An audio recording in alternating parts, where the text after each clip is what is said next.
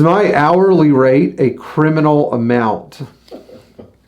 I was looking at the hourly rates video, and so Jason Birch from Birch's Garage up in Delaware left this interesting comment, and I've dealt with Jason a little bit over the years. He's he's the kind of guy who figures out, rolls up his sleeves and gets to work. So he has a hot rod shop. He has some older Mercedes that he's restored to. He has some older Mercedes that he's parted out, but he's into the cars. And, I respect the guy because he's definitely trying to do things himself instead of waiting for somebody to finance him. But his comment was that I must be on drugs because my hourly rate of $195 is criminal.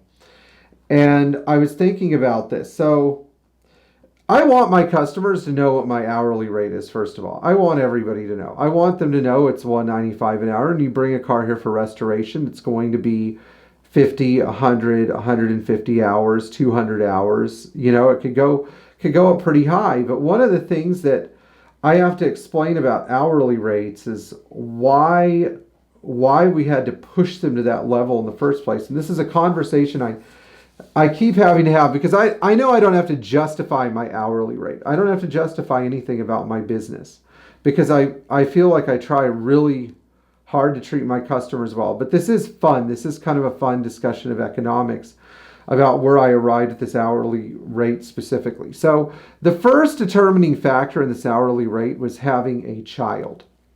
A lot of you remember as soon as I got through the process of realizing what it costs to integrate a child into your household, everything had to change, including my income. And so for years, I served the Mercedes community with reasonable hourly rates, which is something I discussed in a previous video. And the thing is, once you do your time or your favor to the community, you shouldn't have to do it for the rest of your life. After a while, you can adopt some kind of industry standard, although I hate industry standards because I think that they incur unnecessary expense to the customer. I really didn't create the economic climate that we're in today where people just don't make enough money. And there's some other things that I believe in besides undercharging my customers. One of those things that I believe in is, number one, having employees and delegating tasks. Why? Because you pass the knowledge on to the next generation. And they can't sit around here learning for free. They can't do that. Two, because I believe that people who work hard deserve a living wage, myself included. I don't need to make lawyer money or doctor money, but making RN money would be okay for how much time and effort I've put into this business. And, really from my $195 an hour, I take away a yearly income of about $90,000 to $95,000. And I'm such a frugal person that I save about 35% of that, which is important. Now, why do I save it? I save it for two reasons: in case I have an emergency or in case one of my employees has an emergency. Now, some of you listening might do a double take. They'll be like, what? And I'm like, yeah. When you have an employee or employees that you care about, you guys are like family. You don't let anybody fall behind unless they do some really stupid things and then they've basically shot themselves in the foot. And I've had those kinds of problems with employees before, and I've given them multiple chances and multiple bailouts. And when they keep making stupid decisions, then okay, whatever. But if you're dealing with a situation like, let's say you're an employee at my shop and you want to buy a house, and you save up for your down payment, but you're still like $2,000 or $3,000 short. It's real nice if your employer can come in and can step in and say, you know what? I've been saving this for you for when you were ready to buy a house.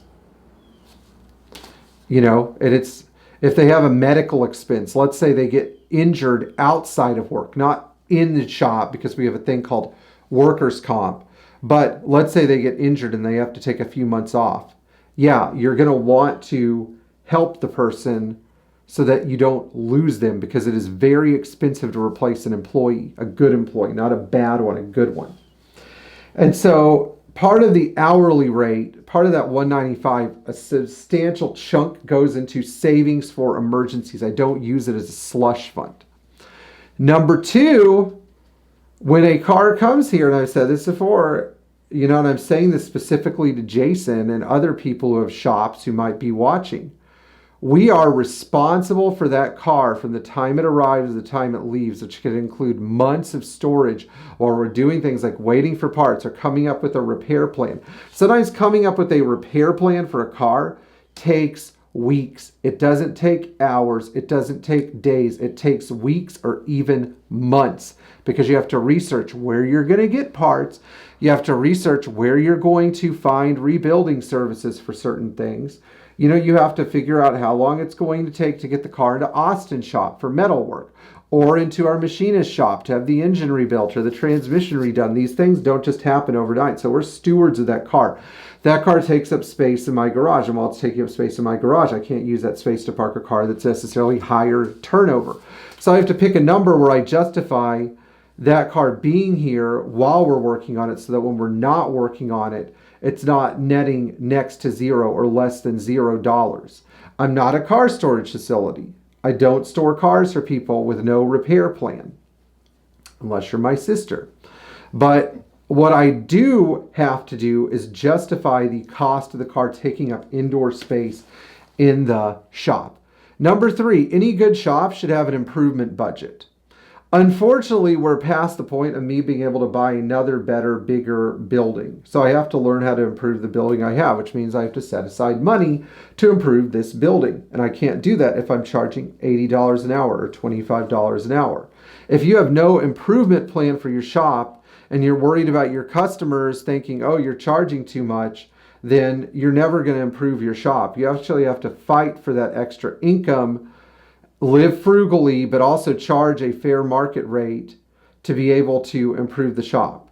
Now, a fourth thing that I want to bring up here is something about time guides that I've never talked to you about in this video. In a recent video. I may have mentioned in a previous video, but if I go into Tech Metric and I want to replace the rocker arms in a 380 SL, Tech Metric has their own time guide, and guess what their time guide says for rocker arms in a 380 SL? This is not whether I'm doing the timing chain or chain guides or valve cover gaskets. This is just rocker arms. 5 hours. Does it really take me 5 hours to put a set of rocker arms in a 380 SL? Anybody who's done the job should know that this is like an hour and a half. And I'm going to do it when I have the valve covers off and I'm doing valve cover gaskets and cam oiler tubes and maybe a timing chain.